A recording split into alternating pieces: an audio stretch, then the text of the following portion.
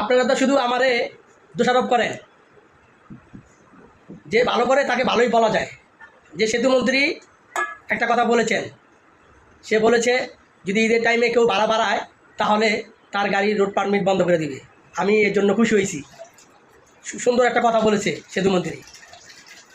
ভালো বললে ভালোই বলা, ভালো করলে ভালো বলে মানুষে, আর যদি খারাপ বলে তাহলে তাকে খারাপই বলবে। এটাই দুনিয়ার নিয়ম। আপনি খারাপ করবেন, আপনার কি ভালো বলবে কেউ? ভালো না। দুদিন আগে একটা কথা বলছিল ওই চাঁদাবাজি নিয়ে কথা বলছিল। সেই চাঁদাবাজির কথা সবাই কিন্তু এই রিয়াক্টটা দিছে, যে কথা ঠিক হয় নাই, সমঝোতার মাধ্যমে চাঁদাবাজি, এটা সবাই রিয়াক্ট দিছে।